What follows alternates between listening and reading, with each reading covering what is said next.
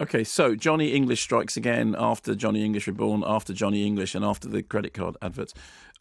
So what happens is there's a device at the beginning, a plot device, whereby there is a cyber attack that outs all British spies. Okay, so suddenly the names of all British spies are revealed. So they have to call back into service the spies that they're no longer using, the ones that have retired or been fired.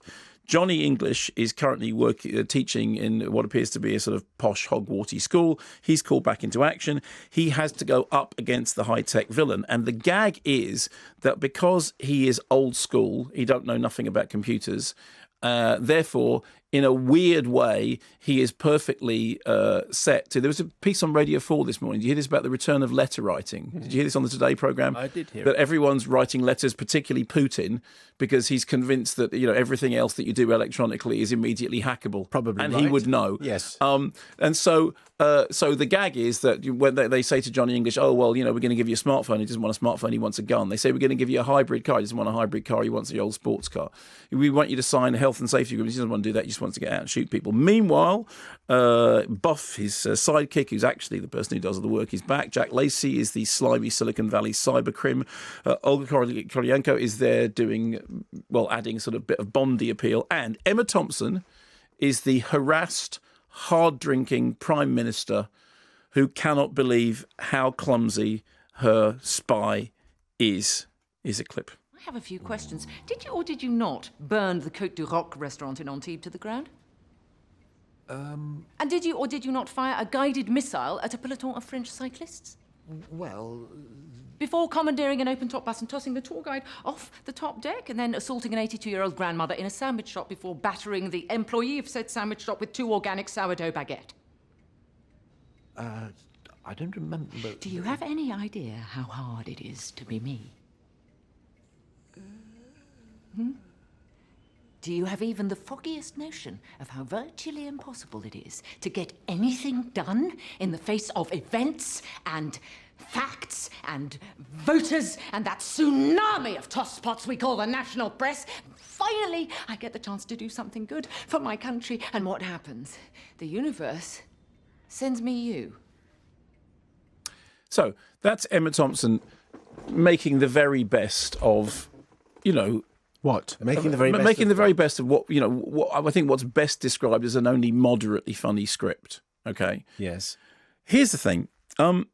I do think that Rowan Atkinson is a kind of physical comedy genius. I mean, I think we all do. Anyone who remembers, do you remember was it the Olympic ceremony when he was playing Chariots of Fire? Dun, dun, dun, dun, dun, dun, and the joke was that he was just playing the one note and he was getting bored playing the one note over and over again. And there is nobody who does that stuff as well as he does. And I've watched him do stand-up, miming keyboards. I mean, he is a physical comedy genius. However, on the screen, it seems to me that what he does works best in short form, small screen form, rather than when extended to large screen feature length movies.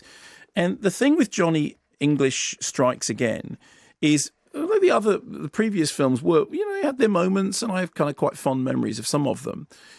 It is a case of individual set pieces work, but as a whole, it doesn't work.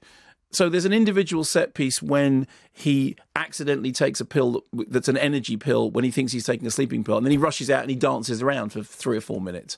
And that's a Rowan Atkinson set piece. Do the thing about crazy dancing because you've suddenly taken a wake me up pill. And there's another set piece which has been referred to in lots of places in which he puts on a virtual reality headset and then walks out into the street by mistake. And those are set pieces, but they could exist in and of themselves without all the baggage of the film. The baggage of which does feel like padding and clutter. And the other thing is that one of the funniest gags in the film is a moment, I don't want to spoil it, but basically he does something in the foreground and he chucks something away, and then something happens in the background, and it's funny because it's like the camera doesn't make a big deal of it. It happens in the background. It's a background gag, and that was the one gag that I laughed out loud at. For the rest of the film seems to be directed in a way which is telling you, look at this gag, look, the gag's coming, here it is, here's the gag, bang, there's the gag, he's going to walk in, bang, there's the other gag. And it's sort of like, the comparison is often made with Jacques Tati and, Monsieur Hulot and that sort of thing. Well, the direction there is not look at the gag, look at the gag, look at the gag. I mean, I have to say that I think some of Tati is funny. I've also think some of Tati isn't as funny as everybody else seems to think it is. But in this, everything is foregrounded. Everything is up front. Everything is in your face. It's like the film itself is gurning at you. And when you have Rowan Atkinson, and no one gurns like Rowan Atkinson, and he does it in an entertaining way, you don't need the film to be doing it too. There's also, I think, the whole gag about, he's old school. They want to give him a hybrid. He wants a sports car. They want to give him a phone. He wants a gun. That was all done much better in the Austin Powers movies, because the gag when Austin Powers was doing it was that Austin Powers being an idiot somehow managed to keep you on side even when all that stuff was completely... I mean, the whole gag was it's all completely out of date. And you didn't feel there was any part of the audience that thought, yes, he's got one foot in the right camp. So... the crucial bottom line is it wasn't funny.